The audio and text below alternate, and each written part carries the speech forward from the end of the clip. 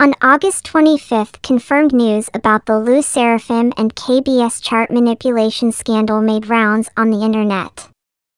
I am going to talk in detail about this incident, the timeline of events, why and who to blame for situations like this, and why I don't think this is the first time there has been cheating perpetuated by or around SSERAFIM members. Okay, let's start from the very beginning. On May 13th, SSERAFIM with their debut track Fearless competed against Woong with his track If We Ever Meet Again. For those of you who don't know him, he is a very famous trot singer in Korea. At the show's awards section, both acts' scorecard was revealed. While Woong scored higher in both physical and digital sales scores, it was the broadcast scores points that led to a lot of people's suspicion. A very famous singer like himself scoring 0 in the broadcast scores, while a newly debuted group that was at the time dealing with what could easily be defined as the biggest school bullying scandal in K-pop scoring 5,348 points made no sense to anyone. So as it goes, people took to social media to share their concerns. The biggest concern remained that the singer scored less in the only category that KBS has control over. This was followed by a complaint being lodged for chart manipulation at the Seoul Police Department. In response to this, KBS shared Music Bank's scoring system, stating that they factor in 5 categories, and broadcast scores account for 20% of the breakdown.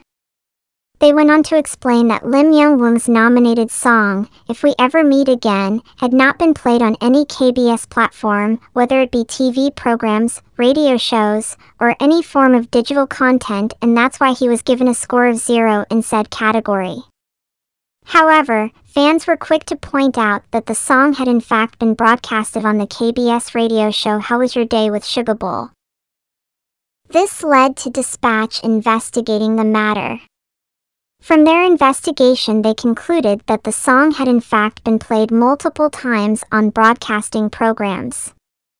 The back and forth then continued, with KBS releasing new rules to fit their narrative and fans disputing each of them. All this ended on August 25th when, after the Seoul Police Department completed their investigation for the complaint that had been made and arrested a KBS official on the grounds of rigging Woong's Music Bank broadcast points to provide SSERAFIM with the win. So this is the gist of what happened. If you want to read more in detail about everything, I will link the article in the description box below. Something that I have noticed is very characteristic of K-pop fans is that they will blame everyone else for a problem but never once hold their idols responsible. Every single little thing is someone else's fault, and your favorite idols are perfect little angels who can never make mistakes. I have one thing to say to people that think like this: stop babying K-pop idols. They are not children who need to be protected from the world, they are grown adults who need to face the consequences of their own actions. I will talk more about this in my final segment, but for now let's discuss how to positively channel your anger. Let's be honest here for a minute, Fearless is not a great song. In the plethora of songs released this year, it wouldn't even make it to the top 100. The song is uneventful, uses an outdated soundscape, and does not do justice to any of the girls' vocal talents. I, however, do need to mention that the album has some of the best B-sides of the year. I regularly listen to Sour Grapes and Blue Flame. I am also a big fan of the group, with Yeonjun being my top 3 biases in K-pop. But I have to be critical here and say that this song very obviously did not deserve this award, especially against a dear Korean artist with a national fan following that would put anyone else to shame. The way big companies like HYBE are exploiting their power is very evident here. Blaming it all on KBS makes no sense, because why would it matter to anyone at KBS if SSERAFIM was successful or if they flopped? They don't care. HYBE does. More specifically, Source Music does. That gives them motive to create a situation to exploit their power like they did here, by allegedly paying someone at KBS to rig the scores. Think about the place they were at. They had disbanded their most successful act, gfriend. They put all their eggs in one basket with SSERAFIM, which means they needed them to succeed. And the garum scandal at the time did not help them either. No one wanted to support a group with her in it. This is very clear on the views their music show performances got without her. So they had to create the illusion of success, 1 for face value, 2 for investors to stay interested, and 3 to get more people talking about the group. I am pretty sure this isn't the only manipulation they conducted. The album sales for a lot of 4th-gen girl groups has been seeming fishy to me. We also have to wonder where else could this manipulation have extended to. How about song charts like Melon? How about album sales? How about pre-orders and other merch? For all we know, they could have lied about all that. So if you're angry at KBS, that's okay, but it's more than KBS's fault. It's HYBE's fault, it's Source Music's fault, and for all we know, it's the members' faults too. Some of these K-pop idols come from rich families. How do you know they didn't ask their parents to rig these scores for them?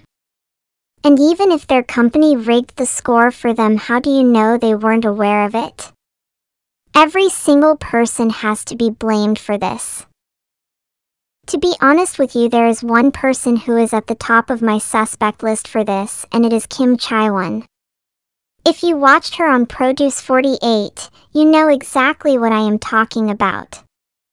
Throughout the show her ranking was in the 20s, but suddenly in the final episode her ranking peaked in the top 12, and this allowed her to debut. The fact that this was also followed by a rigging scandal that concluded that there were members of the group i-dle that were not supposed to debut but were allowed to because of points manipulation. We also know that one of the companies involved in this was Woong Entertainment, the company she was at before HYBE.